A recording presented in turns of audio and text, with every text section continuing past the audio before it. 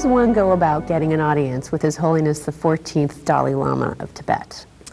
I was hired to do a commercial film in India, and the producers of the film put in the contract that I would meet my lifetime hero, the Dalai Lama, as part of the deal. And they got me to do the film for almost nothing. And when I got to India to actually make the movie, I discovered nobody knew anything about meeting the Dalai Lama. I was on my own. And I learned lesson number one, how much to trust Hollywood production companies. So you found yourself in India on a commercial shoot, and there was no plan to meet the Dalai Lama. What did you do? Well, I didn't have Richard Gere's phone number handy, oddly enough. I thought maybe I should call the Tibetan embassy. And then I realized there is no Tibetan embassy in India. The Tibetans are in exile, and His Holiness lives in northern India. But then it came down to an encounter with a very unusual man. His name is Gita Ram Renaud, and he was my driver and guide. He was about 80 years old. No one knew his real age. But I knew something was great about this guy because he came up with a little business card, and it just had his name, no phone number, no address, but beneath it, just the words, "in charge." And from that point on, this quiet little 80-year-old Indian driver was in charge of my life. So how did you end up contacting the Dalai Lama? How did the cab driver eventually help you? Well, first of all, he drove, you know, he was down here. The steering wheel was up here. And we would head down Indian roads and we would narrowly miss oncoming traffic. I mean, our rear view mirrors would almost hit. And I said to Gita Ram, "Have you done this before?" And he said, "For 50 years, sir. I am in charge." I said, "Well, could we just move over a little bit, you know, just to the side of the road because we're just almost dying here?" He said, "Please, sir, I am practicing perfection." "Have I hit anyone?" And I said, "No." And he said, "Then I'm getting better." So not only did I know that he was in charge, but every wish that I asked him for was granted. Can we get into the Taj Mahal and film at dawn? No problem. Can we meet the head of tourism in India and interview him? No problem. Gita Ram, can we meet the Dalai Lama? No problem, sir. It will happen. And how did it happen? Well, Gita Ram told me we have to contact him by mail. And actually in India, the mail system is pretty awful. I think people can choose their own addresses, just depending on what number's lucky for them. So if you mail something in India, it's not going to get anywhere. It's not going to go anywhere. And I thought, you know, we started writing. He said, tell me what you want to write. And he started writing it. And I thought, what a waste of time. And then he said, "Sir, this is India. We're not going to mail it. We're going to email it." The Dalai Lama has an email? Yes, the Dalai Lama has email. Now, I don't think every day he spends on the computer web surfing or checking his email, but he has people that do that for him. He even has a big computer center right at the monastery where monks check their Hotmail and they're playing little, you know, video games and things during the... I'm not so sure he approves of that either. But yes, he has an email address. And it was so obvious, this email address, that I thought this has got to be a joke. Now, it's not DalaiLama@hotmail.com, so don't bother that person who has that email. But it was something very straightforward. So Gita Ram and I went to this cyber cafe in India, and I sat down and I thought, I am writing an email to the Dalai Lama. What were you thinking as you wrote the email to the Dalai Lama? I was thinking, what if I get put in the Dalai Lama's spam filtering system? What kind of karma is that? I mean, I could end up spending the next lifetime as a Cialis salesman, or maybe as a Nigerian prince trying to get funds out of a Swiss bank. You know, you just don't want to be put in the Dalai Lama's spam filtering system. It's kind of karmic bad news for you. But to my amazement, I was answered. My email was answered within about 2 days' time. And while it wasn't a complete invitation, there was an opening there. And we called them the next day. And after a little negotiation, I had an interview with the Dalai Lama for an hour alone in his monastery in 3 months' time. So then the film became, you know, traveling through India, contemplating what those 10 questions would be. And that's the focus of the film, as well as the meeting with him and his answers to those questions.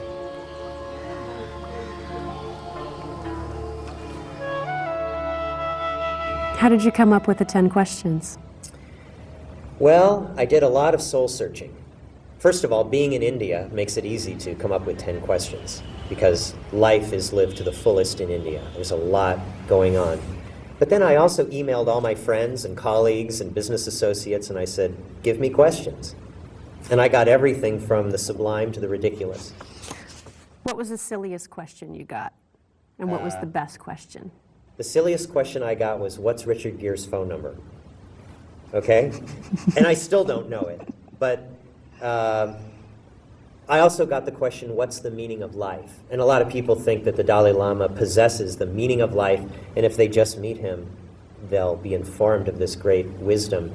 And he'll be the first to tell you, I'm an ordinary man. I'm a humble monk. I don't know more than you do, and if you expect me to perform miracles today, you're going to be sorely disappointed. That was maybe not a silly question, but it was one that I didn't want to ask because it seemed simplistic. One of the better questions I got from all of this thinking was, what does he feel about the internet? What does he feel about the convergence of world culture? With, how are cultures preserving their traditions? And how much should they be doing that? And then how much should they be embracing the larger world to modernize? And he thanked me for that one. What was it like when the time came to meet His Holiness in person? Well, we had the cameras all set to go, and we were ready. But, when that man enters the room, the presence has arrived. And it's odd. It's wonderful because you know this man. You've seen him. You feel as though he's familiar to you. But when he walks in the room, he makes eye contact. He's engaging. He's shaking your hand, and he's laughing already. He's having fun with life. He's playful and funny and engaging. And he went around, put a greeting scarf on everyone, including the camera people and the sound. And then he came back, and he said, okay, what are we doing? And I had a wireless mic, like this thing that I've got on now. I had to wire him. And I thought, how do you do this? He's got a robe, and the Tibetans would never touch him. And I came up, and tried to stay lower than him. And I said, Your Holiness, I have to wire you up, and I don't know how to touch you. And he goes, give me that. Just give me that. He takes the wireless, he puts it on, he wires it up here. Testing, 1, 2, 3. Is it good? Is it good? Testing. And he's the media savvy guy, I guess, more than me. He's been in a lot of interviews, and he just took that. He ran with it, and then he said, "Is the camera good? Is the sound level good? Are we at negative? You want to be at negative 12 dB on that camera, isn't it?" And I thought, oh boy, I'm relaxed. I deal with this all the time. I know this guy, and there's that familiarity. So as we sat down, my number one idea was, let's not end this too early. Let's make sure this goes the full hour. And as I've said, sometimes he just, if he doesn't feel you're meeting him halfway, he just thanks you, and it's over. But I had this instant impression. This is like an old high school buddy of mine. I know him somehow, but I haven't seen him for 30 years. I'm going to treat him that way, like someone I'm familiar with, but yet we have a lot of ground to cover and a lot of news to catch up on. So that's how we started the interview, and it just rolled on from there. The film's not just an interview, and it certainly isn't a lecture. Instead, you weave elements of your journey to get there. You search for questions, Buddhist history, Tibetan history, and the Dalai Lama biography into a remarkable tapestry which tells the story. What made you decide to present the film this way? When I got the footage home, I started to look at the interview, and I realized, maybe I should do this. I should put a graphic on the screen that says, question 1, and we'll hear a gong, and then we'll reveal the question, and then he'll give us the answer. And I immediately realized that wasn't going to work in a film like this. That's like America's top 10 swimming pools, on TV or something. It wasn't going to work. What needed to be done was to combine, to make a tapestry of my personal journey, my thinking of the questions, his biography, the Tibetan struggle, and then his answers, all woven together into one story. And I noted that hadn't been done many times in film before. So that surprises me, but it was the approach I took, and I think in the end it's paid off. You have a great deal of rare archival footage in the film of the young Dalai Lama and of Tibet. It really helps to explain what the Tibetans have been through and lends a great deal of context to His Holiness's compassion and tolerance. Where did this rare footage come from, and how hard was it to secure? We have a very large amount of rare historical footage. Some of it has scarcely been seen before in any feature film about the Dalai Lama. It took me 3 years of doing archival research to locate this footage. Some of it's in the public domain, it's in the National Archives. Some of it is in very obscure Chinese and Soviet archives. Propaganda films that actually were meant to criticize the Dalai Lama, but recorded a very valuable time in history for the Tibetan people. And then we've also gone to the standard archives around the world and licensed a great deal of historical footage of His Holiness.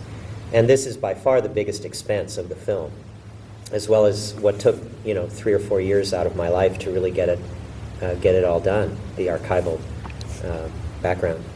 Do you have a favorite moment from the archival footage? There is one shot that I found where the Dalai Lama is holding a Bolex movie camera, and he's peering through it, and he's making a movie. And, he's fascinated with technological things. He loves watches and cameras and projectors and cars. I guess as a kid he took apart one of the 3 cars in Lhasa and to see how it worked, and then he put it all back together, and then he got in it and drove, and he crashed into a tree. But he loves these kinds of little things. I started filming with a Bolex movie camera, and I felt this connection with him that he traveled in his life and shot these little movies, and so did I, and I felt like it was just, that's a magical little image in the movie. What's remarkable to me is that here's a religious man, a spiritual leader, a political leader, but who has a practical soul. And he says, if science contradicts faith, I'm going to choose science. So no matter what the ancient book says, or no matter what some old tradition says, if it's an irrelevant tradition, let's be done with it. And this, to me, is remarkable for a religious figure. This kind of flexibility and openness, and this is what really resonates, I think, with Western audiences. Because it's flexible. It's religion that can evolve. It's not a contradiction, evolution in religion. It's not a threat. Your publicity mentions that some of the footage in the film was shot at great personal risk by individuals filming undercover in Tibet. Tell us more about that. Well, I think today that people can go into places like Tibet as tourists. They can be low-key, and they can take modern little digital video cameras in. And if they have a social conscience, they can be traveling there and filming things that are very important for a documentary film. These little cameras now are, they look small, but they record broadcast quality footage. So we engaged several people to travel there and deliver us some of their footage from Lhasa. They didn't put up tripods. They didn't, get traditional permits.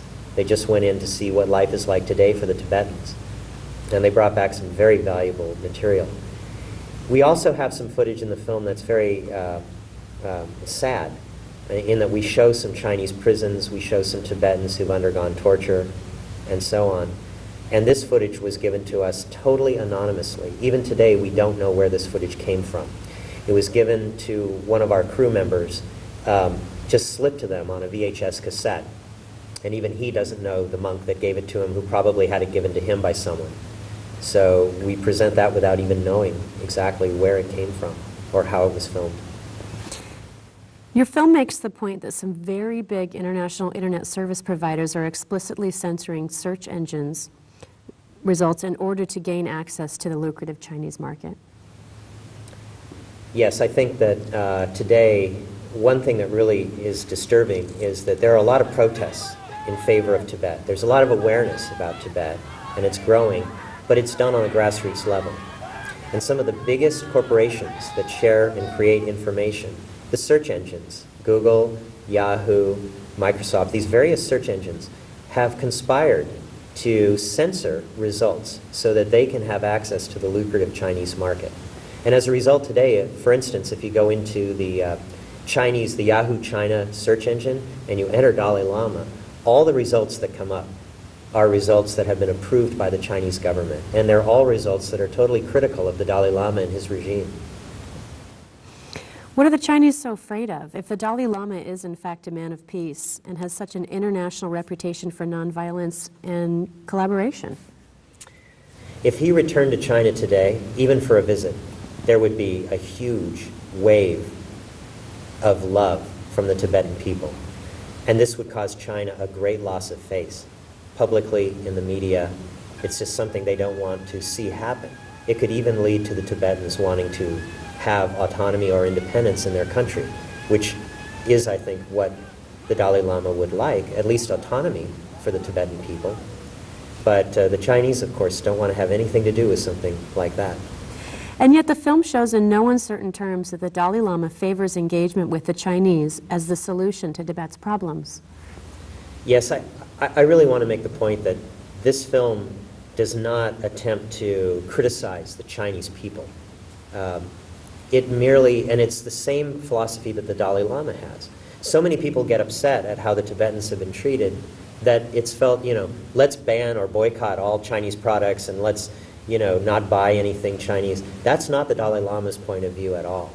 He believes in engagement with the Chinese, both with the government and the people and the businesses, with a moral and ethical standard, so that we affect change slowly in the future. I think that's his fundamental philosophy, is the middle way, and that involves engagement, compromise, and dialogue. It's easy for a world leader to preach peace to his people, but what about the Tibetans themselves? Does the film address their coping skills? In the film, we show a monk who got fed up, basically, with waiting. And he went to the Dalai Lama and said, look, in other parts of the world, if you have guns, if you have bombs, if you have force, then you're in the paper, you build awareness, and you can maybe affect some change. And the Dalai Lama took him and talked to him for 2 hours and said, this is not our way. We do not use this kind of force. This is against our religion. This is against our philosophy. Tell stories. Tell the people on a one-to-one level. And I think, wouldn't it be amazing if the world today, if world leaders today who have this influence could say that to their people to prevent terrorism and violence and recrimination? It seems that the Chinese are just now playing a waiting game. The film explains that the Chinese have elbowed their way into the Dalai Lama selection process by appointing their own Panchen Lama. This suggests that all future Dalai Lamas could be handpicked by Chinese officials. One of the points that's made in the film that most Americans don't know, that most people don't know, is that the Panchen Lama, the individual whose responsibility it is to pick the next Dalai Lama, has been now appointed by Chinese authorities. The Dalai Lama selected the Panchen Lama many years ago and appointed him, and virtually at the time he selected that individual, that child was kidnapped by the Chinese along with his family, and they've disappeared, and no one knows where they are. The Chinese, right after that, selected their own Panchen Lama and put him in command, and today he's in his teens, and he's growing up as the, artificial leader of the Tibetan people. The film shows this, and I think it's a point that's not well known. We really look at it in depth in the film, as well as asking the question, where has that Panchen Lama gone? And what will happen to the Dalai Lama tradition in the future based on it? So what's next for you? Do you have plans for 20 questions for the Dalai Lama? I've thought that, it would be interesting to travel the world and talk to very well learned figures and ask them 10 questions and make this into kind of a series. But now that I've been to the top of Everest, I've met the Dalai Lama. Where do I go from here? I'll tell you this, the next movie is definitely a comedy. Whatever it is, we're going to make people laugh.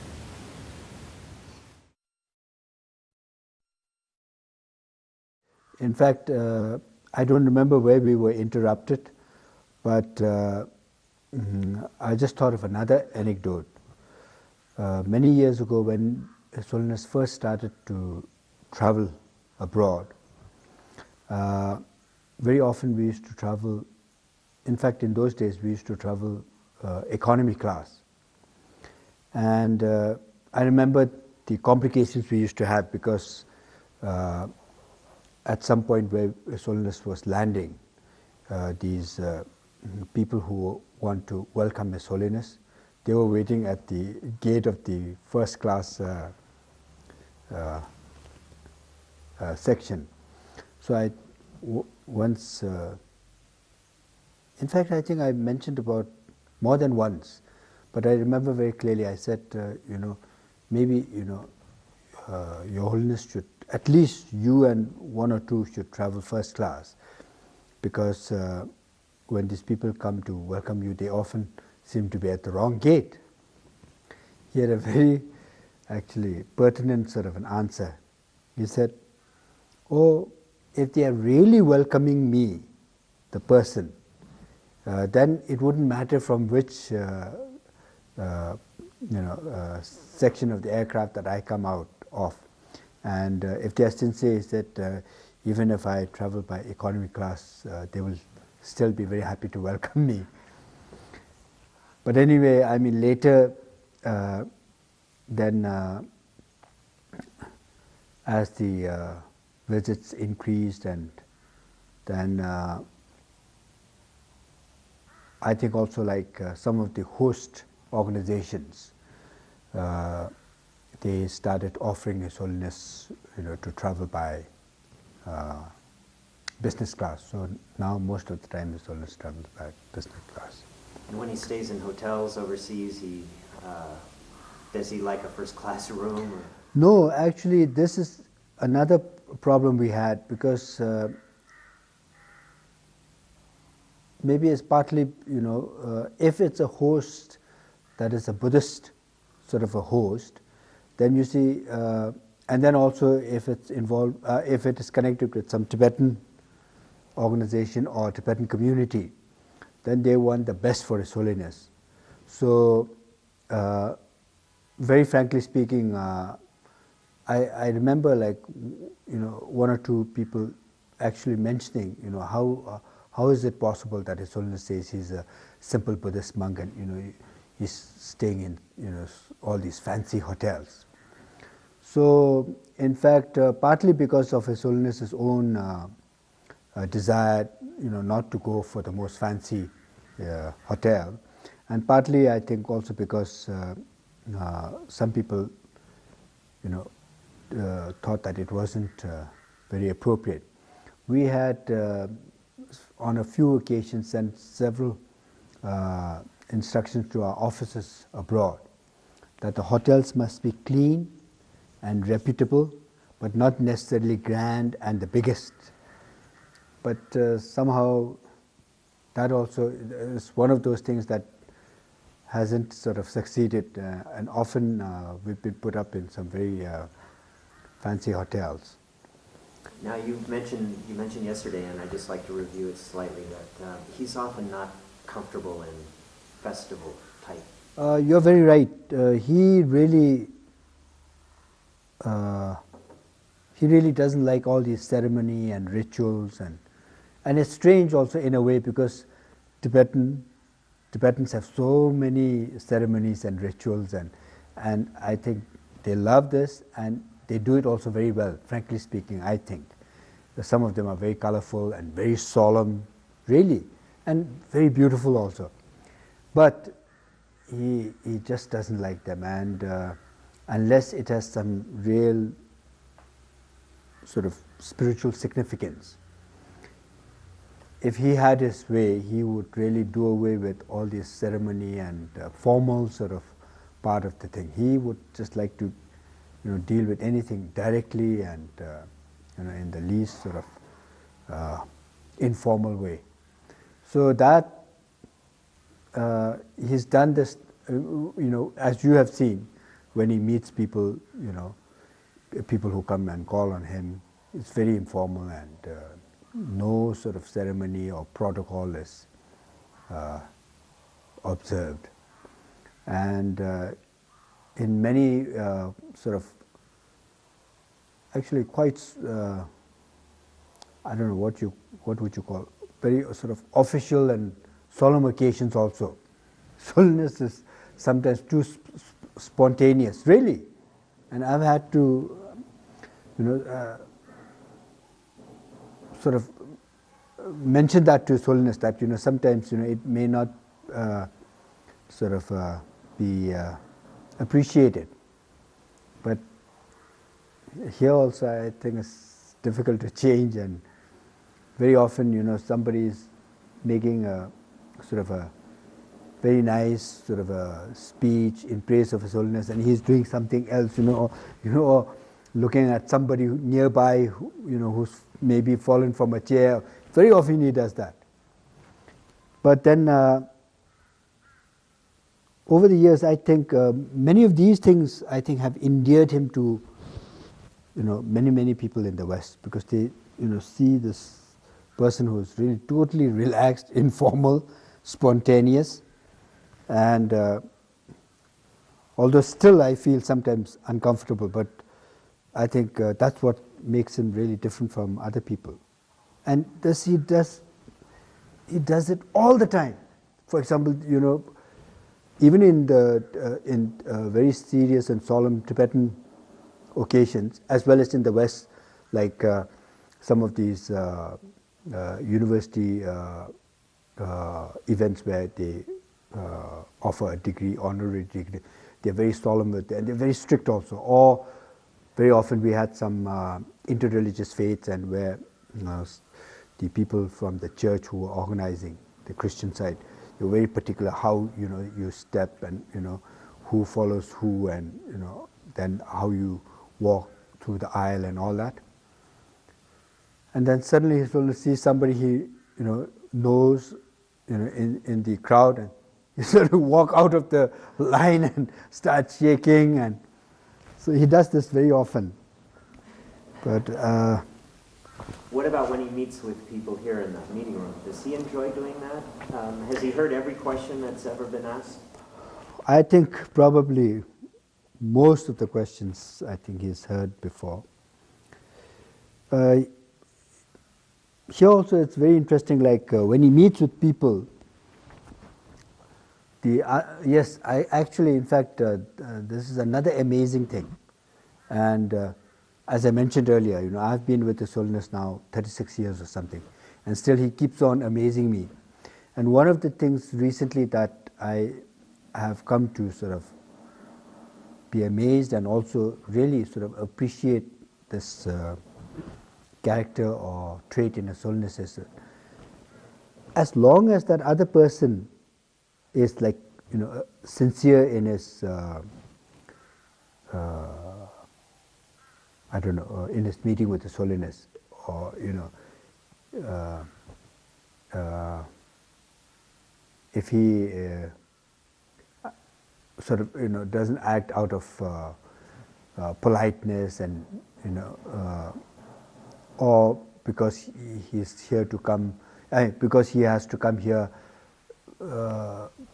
as a result of his responsibility or whatever. But if he's sincerely coming to meet with His Holiness and maybe seek his guidance, or talk to him about some problems he has, then it doesn't matter what kind of a person he is. And this I mean personally, because I attend all these audiences, I've noticed he gives equal attention irrespective of what kind of a person that person may be, whether he's a high official or just an ordinary student, or as long as the other person is sincere, His Holiness gives us full attention. That's another really quite amazing thing. In fact, even if it's a very high person, a political leader or a big army officer, if there's not much kind of a feeling on the part of the other person, His Holiness will very soon cut short his meeting and say thank you, see you next time, really. But on the other hand, if the other person is really sincere and sort of, I don't know what other word, I just can't think of, honest and really is genuine about his desire to meet with His Holiness, then even if that person is, say, like unimportant, His Holiness will take great care in answering each and every question he has, or he or she has. I'm honored we got the full interview yesterday. I was very engaged. I felt really connected. Tell me, do you spend time with him on the plane, and in your day-to-day activities as you travel? Do you talk about philosophy and his feelings, or is it more on a practical level that you interact? Mostly on a practical level, but having had the privilege of, being so close to His Holiness, of course I have plenty of opportunities where I have this rare possibility of interacting with His Holiness sometimes on very trivial matters. And then, as you have seen, he has such a high sense of humor. So very often, there are many things that he, laughs about or jokes, and then he's also the other amazing quality is, is very quick with his reaction. So if you make a stupid remark, he'll say, "Oh, that's totally stupid, how can you be so foolish?" On the other hand, even if he has, sort of given an instruction, but in following it, if we found some fault and if we have, a good reason to, tell His Holiness that, what he had instructed earlier isn't correct, immediately accepts it. And this, I find it very amazing because, of course, there are, countless number of other people who have this false sense of self-importance, and once they say something, very often they are reluctant to admit that they are wrong. Even in the Tibetan community, that's how I felt so more amazed about His Holiness. Even in the Tibetan community, much lesser people, both in the lay and in the religious field, much less important people than His Holiness, very often, find it so difficult to admit that they are wrong. But His Holiness never. As I said, if you come up with a good reason why he is wrong, he immediately accepts it. But if sometimes, on the other hand, as I said, if you make a stupid remark without thinking too carefully, it's, "Oh, that's stupid, oh, what rubbish." Does he ever play practical jokes? Does he ever do any little, do you know what I mean by practical Yes, jokes? yes. That I'm not sure. But, the slightest sort of, what should I say, provocation or anything that immediately makes him, laugh, he'll immediately laugh. And sometimes it can be a little embarrassing, but immediately. And of course, the other good thing is he always laughs about himself also. So, it's a good quality. A very good quality, I think. Does he have a routine, like, does he read the paper every day? Well, most of the time.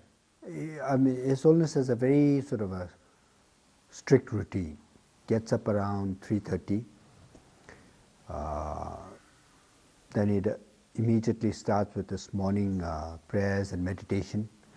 And I don't know about these days, but during the summer, first he does his recitation and walks in the garden at his residence. Then he has his early breakfast. He has early and hearty breakfast at about 5.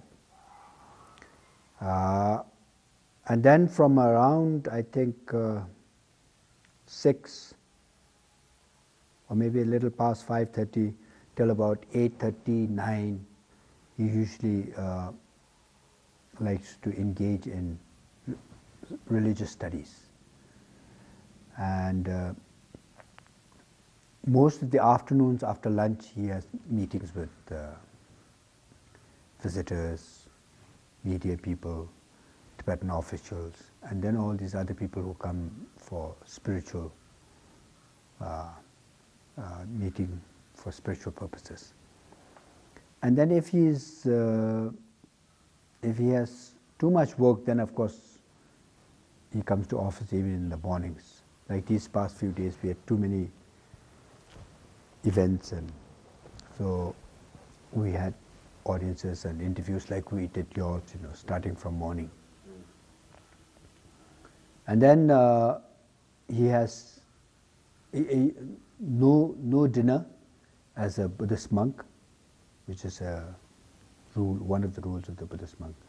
And then around 6 he has his evening tea, and then another perhaps 1.5 hours to 2 hours of meditation and prayers, then goes to bed early. 8:30 he's in. And that's why we have lots of problems when he's traveling. Many events people, find it most convenient if it's held around 6, 7. For him it becomes late, because by the time the events are over, it's about 7, and then he hasn't had his tea, and then his sort of sleep is compromised. And the time lag, the jet lag. Yeah, that also, of course, true. So he's here in Dharamsala most of the year. Yes, but the past few years, he's been traveling almost half of the year. Almost half of the year. For example, does he get tired? Oh yes, definitely. And unlike before, I think he gets more tired these days. For example, just this year, he was in the United States, he was in Norway, Sweden, Denmark,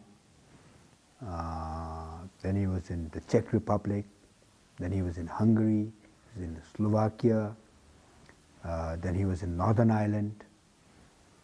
I think that was the last trip, October. And then, of course, in November, he had these trips within India. He was in this UP site.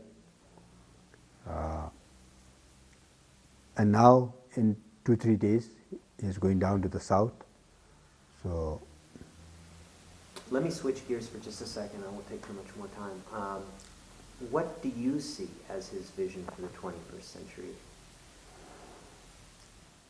I think basically, as he always tries to convey to people, he would like to see a world and a human society that's peaceful, harmonious, and of course,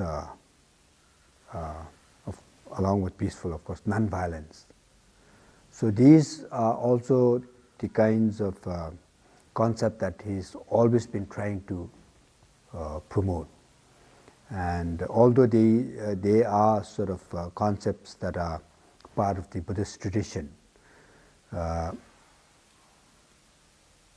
in the formal sort of Buddhist teachings and all this, they are not specifically spelled out. But in His Holiness's like talks to Tibetans and also non-Tibetans, especially in the West, always he specifies these. The need for human beings to be compassionate, to be responsible for others. Then particularly for the world community, the importance of non-violence, religious harmony, because of all the problems that have been created in the past, and even now we have problems within different religious traditions. Here again, I'm really amazed with his, very sort of broad and open-mindedness about religious tolerance. Not just religious tolerance. In fact, this idea of his, in which he really strongly, very strongly believes in, that we should respect every major world religious tradition. And he says the reason why we should do that is each religious tradition is able to contribute towards the well-being of their followers, which run into millions. And these religious traditions are able to produce people who are spiritually evolved and who have this sense of compassion, understanding and tolerance that the Buddhists also talk about. So he says that if the other religious traditions are able to do this and transform human beings into such good beings, every reason to sort of respect these traditions. And for someone who's so highly revered in his own religious field, and then also for someone, because I know other religious leaders amongst the Tibetan community, Buddhist leaders, who are not so open. I find this very amazing.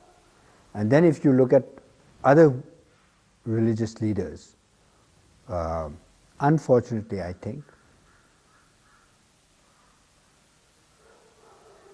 many of whom are, I think, not very open and not very tolerant of other religious traditions. I find this very amazing. What about the movement now? It seems China will never move. It's depressing to us in the West. They're a difficult country. I've been there. And what about some young new Tibetan movements that are starting to rise up that aren't necessarily following His Holiness's outlook and perhaps favor a more forceful approach to the China-Tibet issue? What's his feeling about that? This kind of a feeling has always been there. I remember, like, even since the, of course, right after '59, there was this tremendous feeling of hatred against the Chinese, and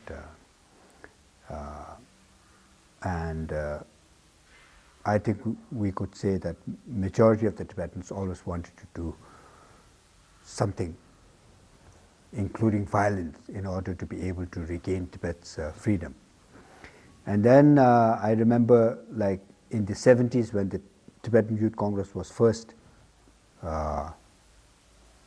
established or organized, I happened to be one of the 4 conveners, the first 4 of us who convened the Tibetan Youth Congress, and then the Tibetan Youth Congress as a organized NGO established itself. And during those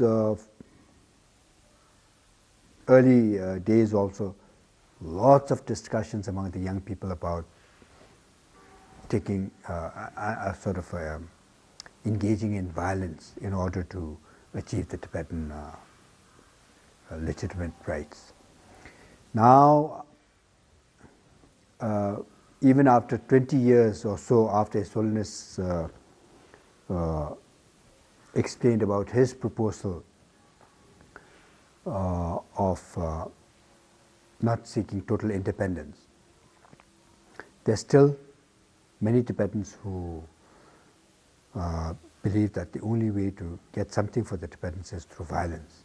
And for some of the people, they even feel that it's, there's more reason now for Tibetans to maybe sort of indulge in violence, because His Holiness's peaceful methods have not been successful. And this actually in recent years has been a little bit of a concern to His Holiness, because I think he realizes that Tibetans are also getting impatient. And not only amongst the younger generation, even amongst the older generation, I think there are many Tibetans who feel that unless you do something violent or engage or indulge in violence, that the Chinese are not going to give us independence. But as His Holiness, I don't know whether he mentioned yesterday, but regarding the Tibetan situation today, he says that when you look at the Tibetan situation locally, or when you look at Tibet alone, then the situation really looks like it's hopeless and very depressive. But he says the Tibetan situation is not because there has been a civil war or because there has been some natural catastrophe, but he says the Tibetan problem is because there was this invasion of Tibet by the Chinese, and therefore the future or the solution to the Tibetan issue is related to China. And he says, so when you look at China, he says, China is in the process of changing. China is not what it was like 15, 20 years ago. So here I think you will have to agree that although even now things are not I mean, perfect. I mean, far from perfect, and that things are still very terrible in many aspects, especially in the human rights sort of field. But so much change has taken place in China. So His Holiness feels that as changes in China take place, changes for good, like for Tibet and all this, it's inevitable. And I think it's very right. In fact, one of the reasons he uses is that China, no matter how powerful it is part of this world, and that the world trend is now going towards greater respect for human rights, a greater appreciation for democracy and freedom. So he says, as one of the countries of this world, it will also have to follow that trend. One more question. How will they find the next Dalai Lama? Have there been any inroads to that?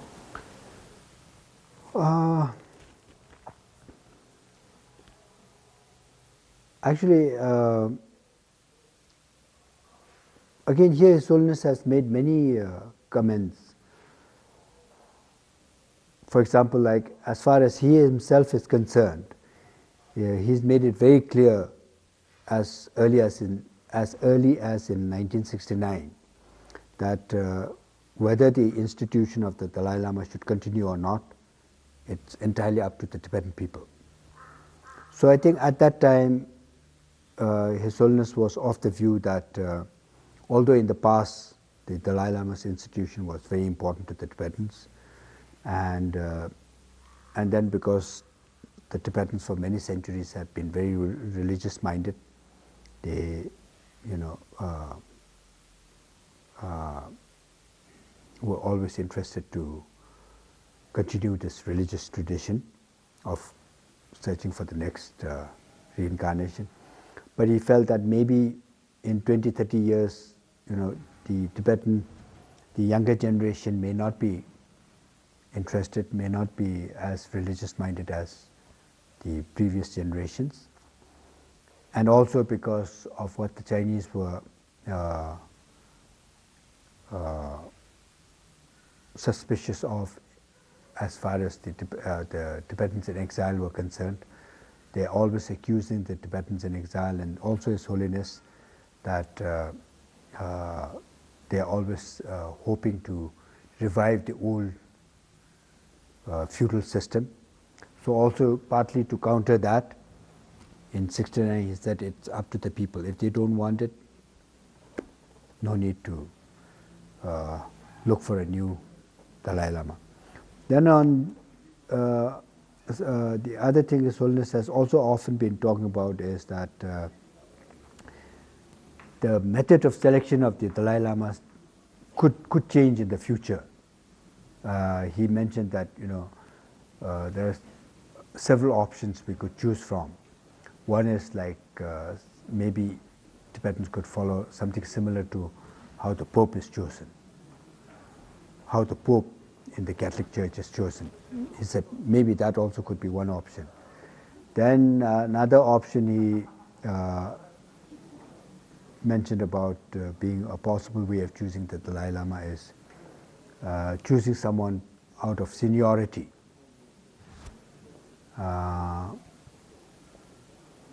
What were the old ways? The old way was, because of this concept of rebirth, after a Lama passes away, sometimes before the Lama passes away, he leaves some very clear sort of signs as to where the next reincarnation will be born. Sometimes if that is not there, then after the Lama has passed away, they search for a new reincarnation. And various, I think, spiritual methods that they engage in. Of course, one of the most important thing is the meditation, prayers, and then they look for signs. So first they sort of look for the direction of the place where the child may be reborn.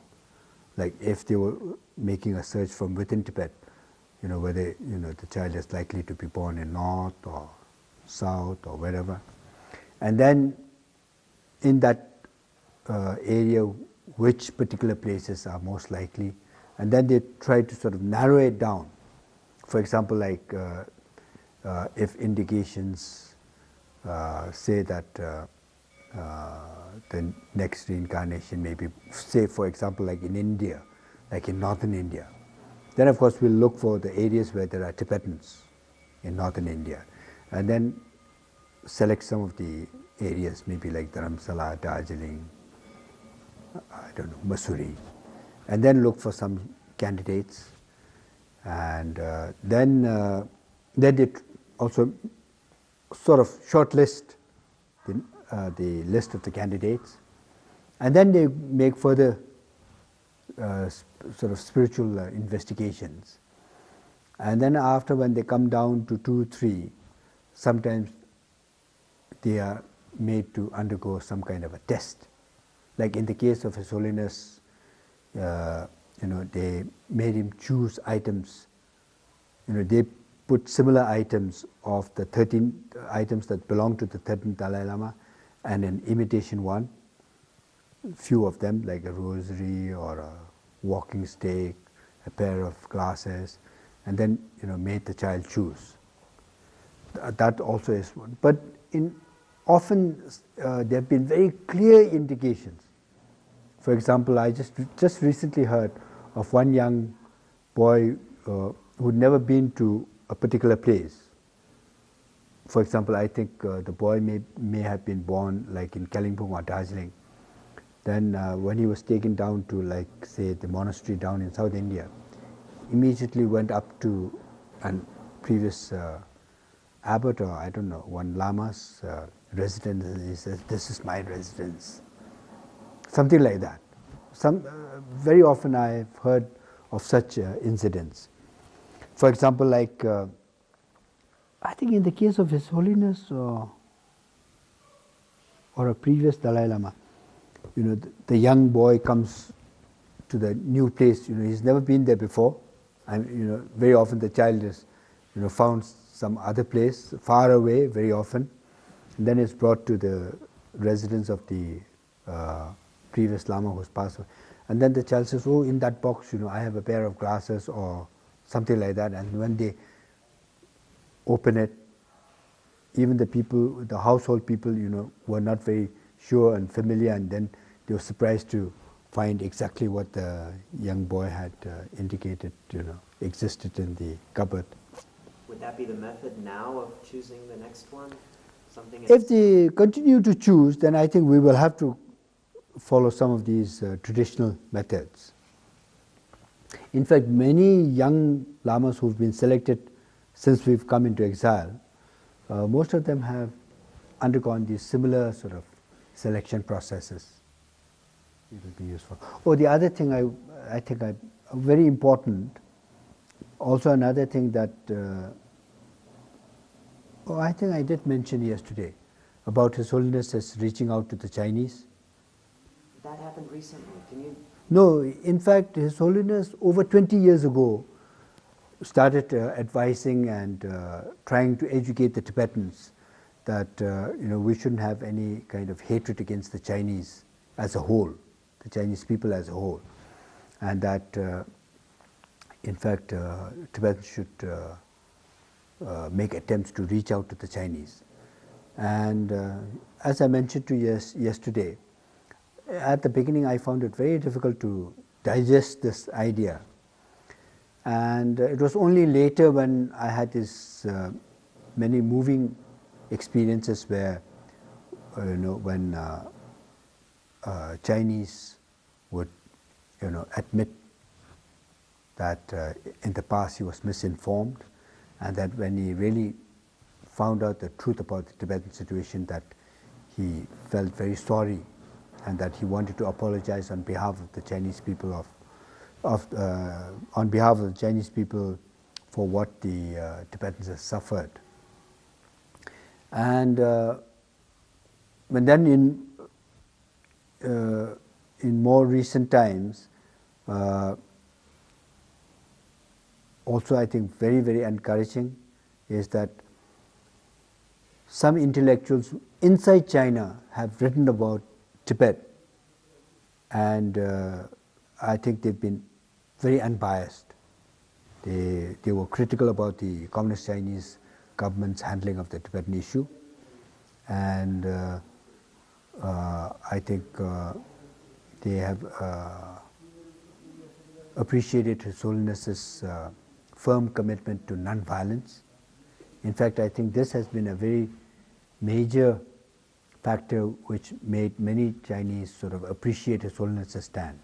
Let me ask you, do you feel that the U.S. should be engaging with China over the issue economically and politically, or not, boycotting China? Well, His Holiness has right from the beginning been in favor of China being engaged. He felt that it would be wrong to isolate China.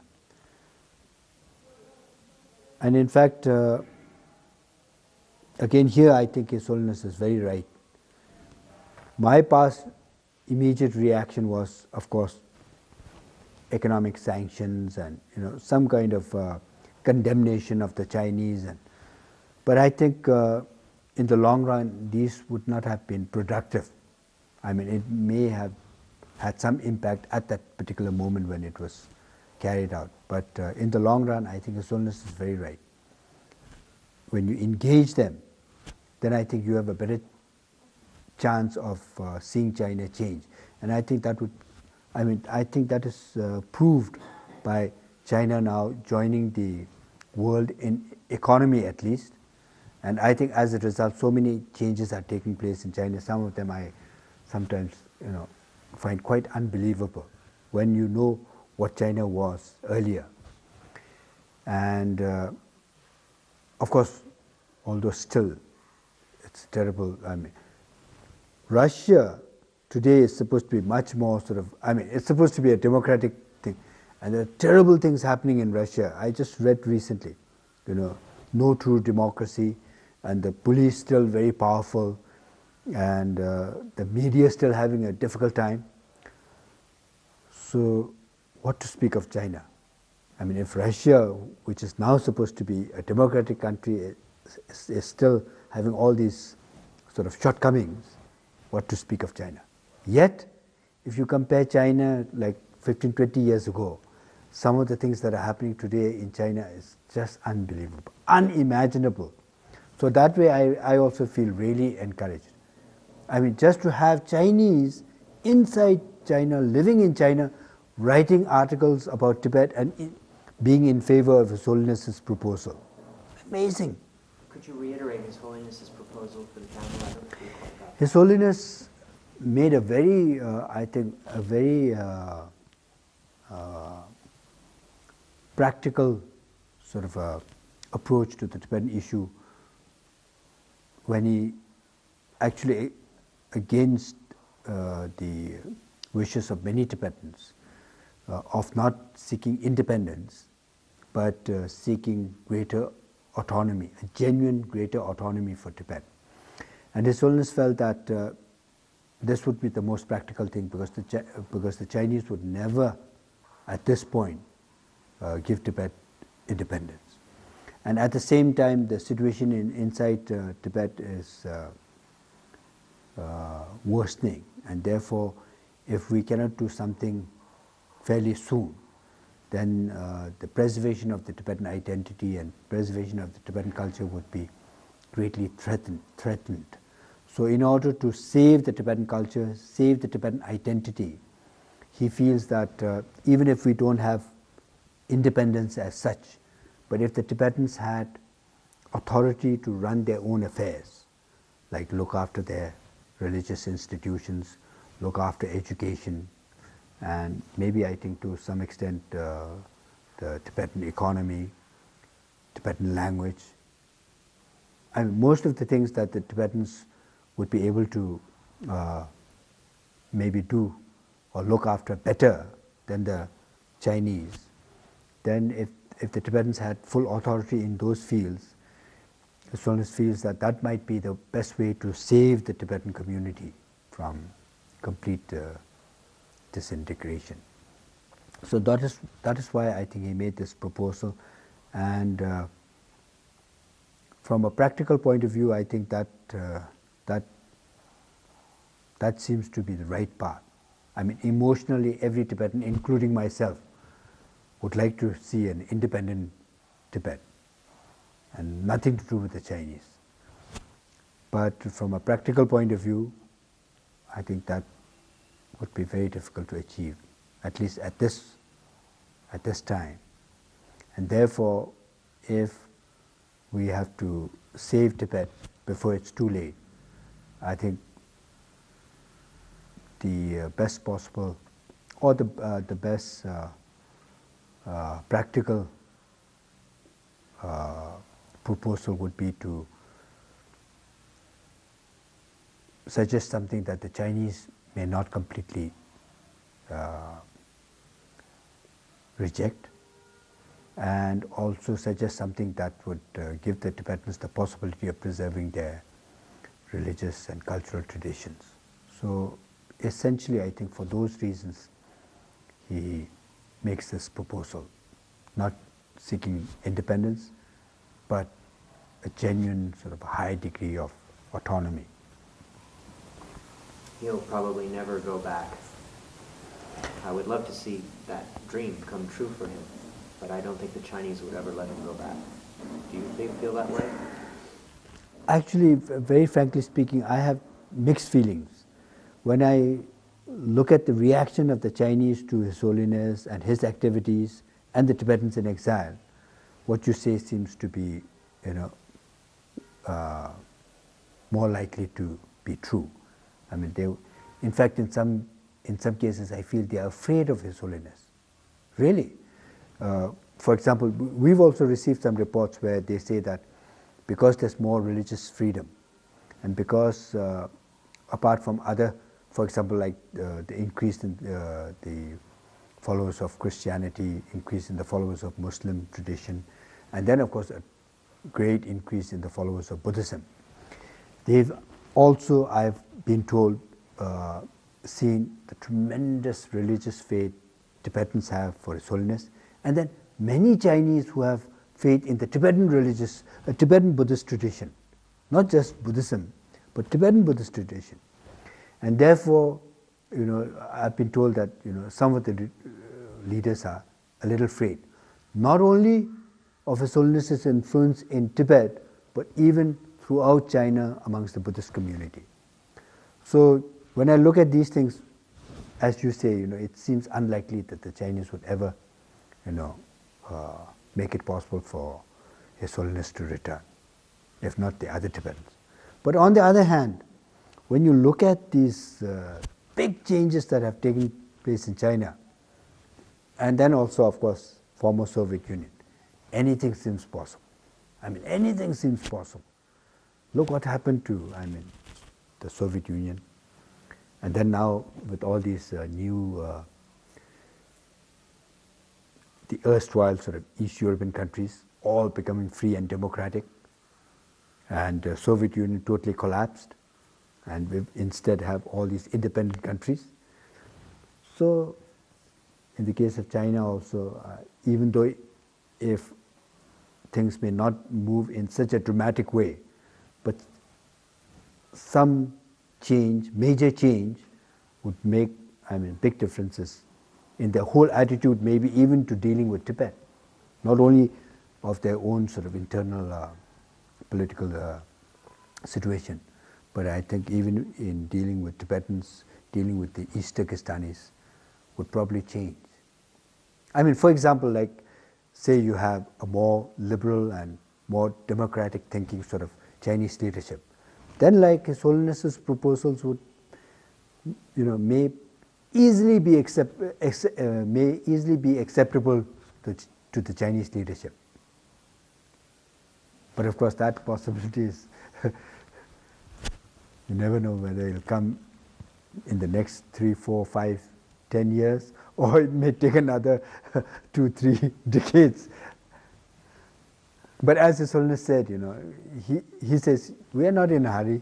The Tibetans in exile are doing very well. They are well established. So he says, if things don't move in the right direction, Tibetans in exile at least wouldn't be desperate to return to the motherland.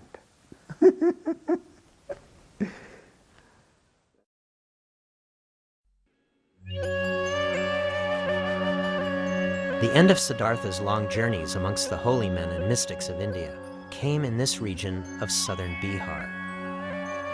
Unable to find any real inspiration from a life of denial and hardship, Siddhartha came down from the distant mountains and rejoined normal society. He'd come to realize that extremism in all its forms is not the answer. A life of starving yourself to death was exactly the same as a life of pure self-indulgence. Somewhere in between was a middle way, a practical alternative. This vision came to him while meditating under a large tree, the Bodhi tree in Bodh Gaya, which has now become the most important Buddhist pilgrimage center in the world.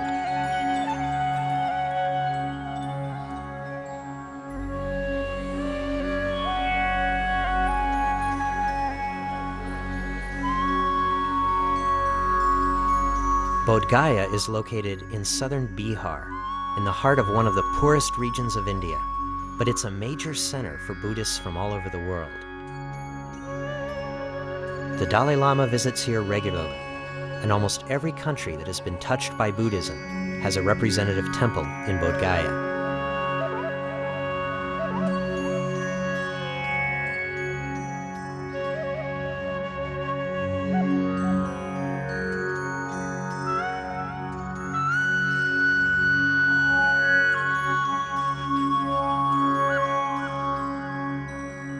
At the center of it all is a massive pre-7th century stupa, the Mahabodhi temple, which can be seen for miles around.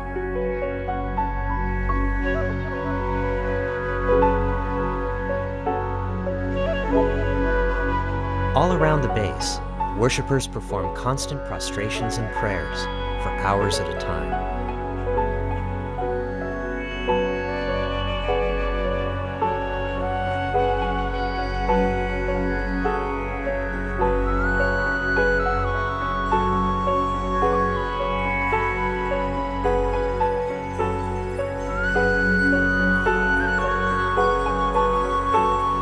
Some have come here from all across India by lying down and standing up and moving forward one body length at a time the entire way.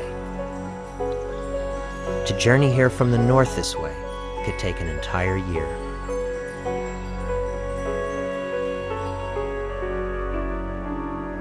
I was amazed, as I always am, at how Buddhist places are so calm and peaceful.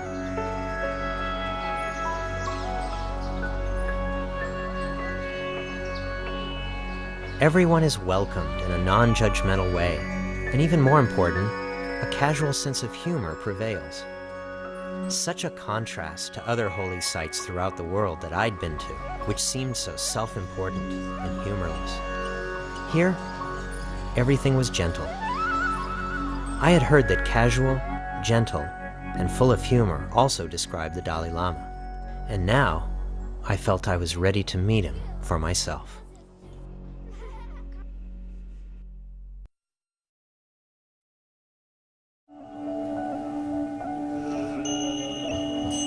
An extraordinary mood of calm pervaded the monastery that morning, and I felt as if, here on the rooftop of the world, I really had somehow been transported closer to heaven.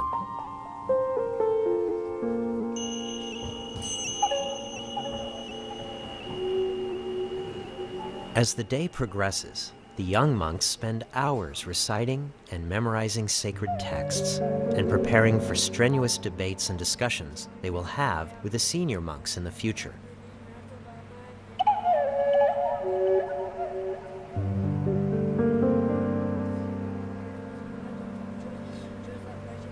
General classroom studies are also encouraged, and students get a well-rounded education in the monastery.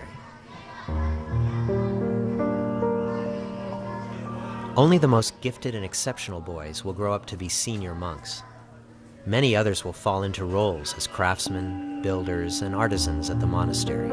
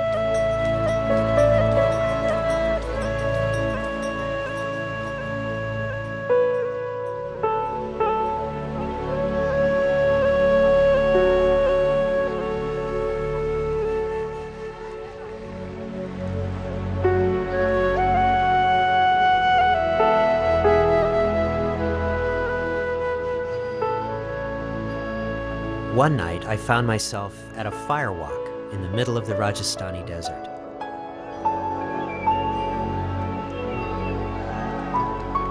As I watched the young mystics standing on the hot coals for as long as they could, I knew that the young Buddha had participated in rituals somewhat like these.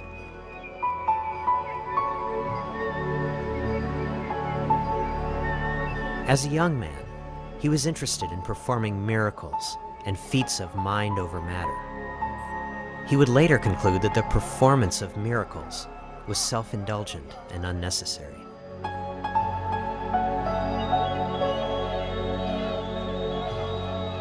Even so, as I watched the mystics eat the entire fire after the performance, swallowing the hot embers one by one, I do believe I was witnessing mystical forces at work.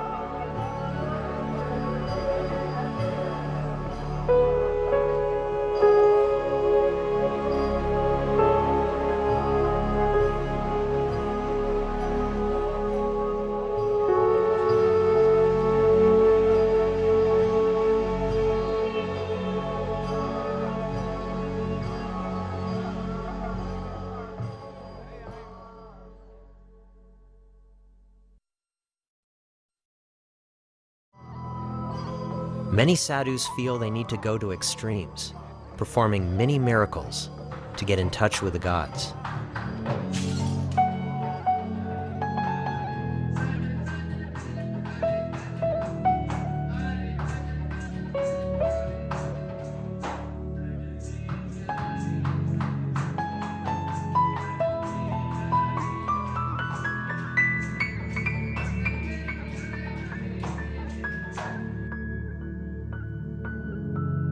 One group that was developing at the same time that the young Buddha was traveling were the Jains, whose extreme nonviolent movement was just taking shape.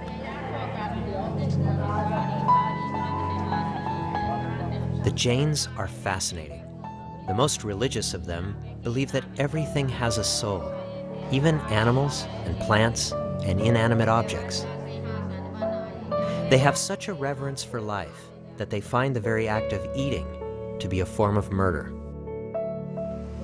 Devout Jains will not drive or ride in a motor vehicle, as they might accidentally run over something on the road.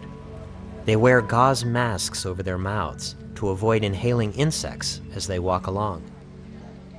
Many carry brooms to sweep away small creatures in their paths. The most dedicated Jains give away all their material possessions and live their entire lives naked. Many try to starve themselves to death in their monasteries rather than consume any living thing. At meal times, Jains rigorously question the monks who feed them about the conditions under which the food was prepared.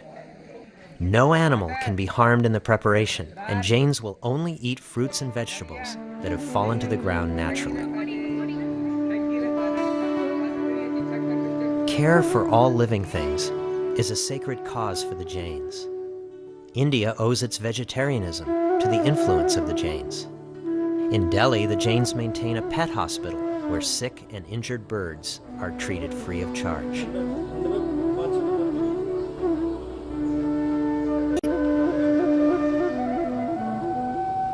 Should the owner be unable to bring the bird to the hospital, the bird ambulance will be summoned. Jains also maintain a hospital for insects and a retirement home for cattle in the state of Gujarat. Given that the devout Jains have no material possessions, it may come as a surprise that Jain temples are some of the richest and most beautiful in India. Because their religion prohibits them from engaging in any activities which may be harmful to animals, like farming or construction, secular Jains have found their calling in finance, in money lending and banking. Investing in others is not considered a sin, and much of the money that has come in has been put into the construction of elaborate marble temples like this one in Ranakpur, Rajasthan.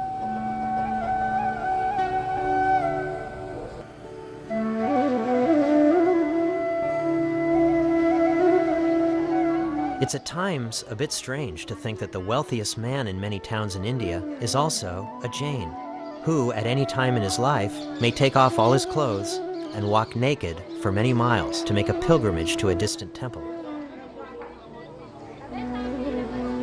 It's perfectly normal to see naked pilgrims walking through towns and cities anywhere in India.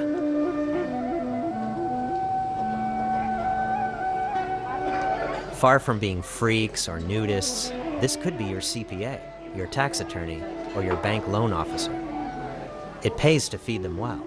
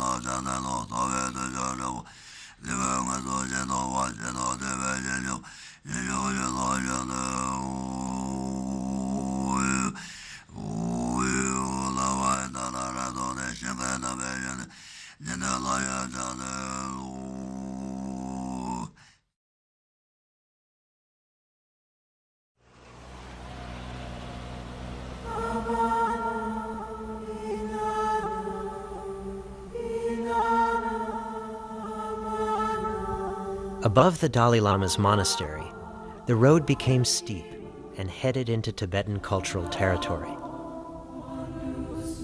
It was a road I felt compelled to take, to see if I could get a glimpse of what once was, some part of Tibetan culture left over after the Chinese destruction.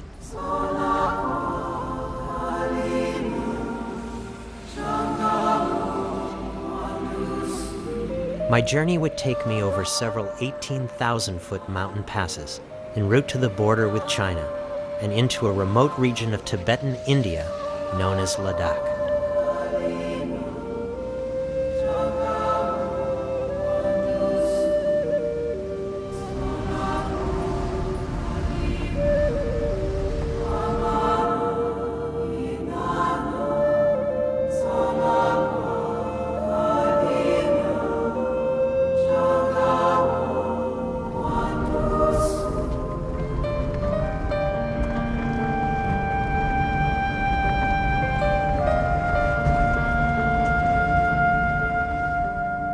This road is only here so that the Indian military can supply its borders with Pakistan and China. Arrogant and obnoxious army convoys and supply trucks fill this road, bringing goods to supply the military presence here.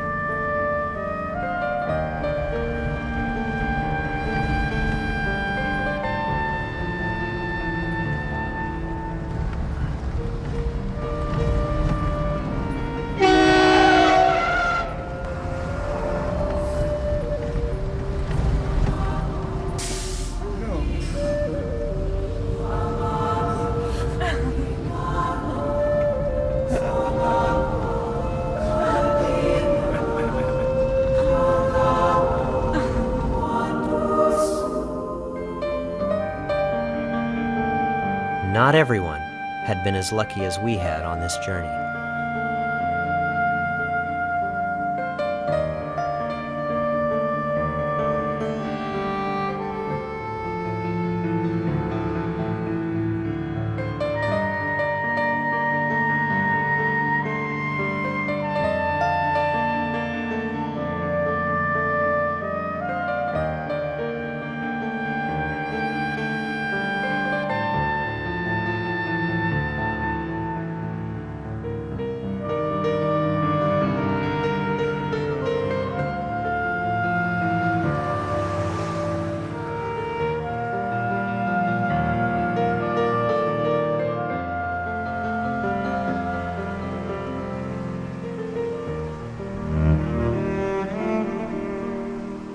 And here, I finally found it. Deep in the Indian Himalayas, some essence of Tibetan culture is still alive.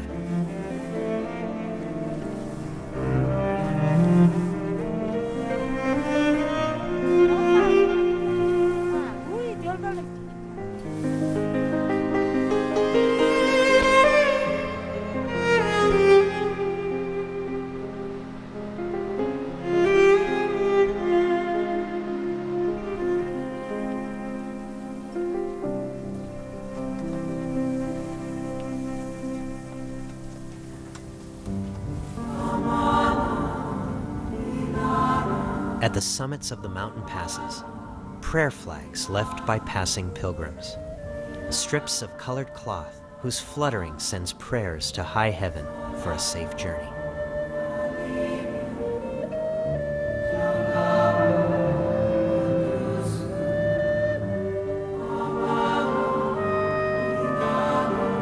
There were other travelers along these roads, nomads who pushed their herds to these high mountain valleys in summer, traveling distances of 12 miles a day and camping at altitudes of 12,000 feet or more.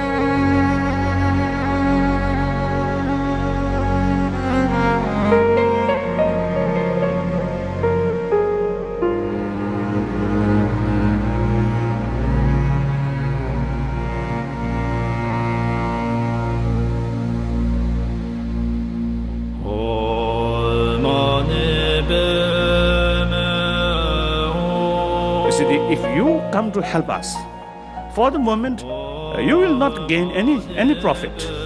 We have no oil, we have nothing to offer to you.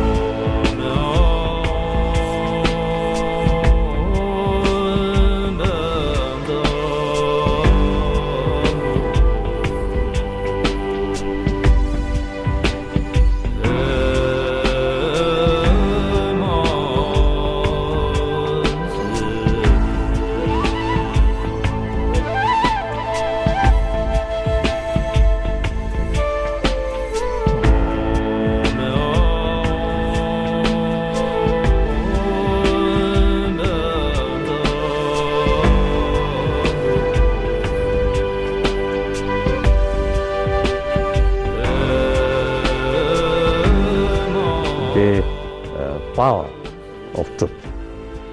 So that's my fundamental belief.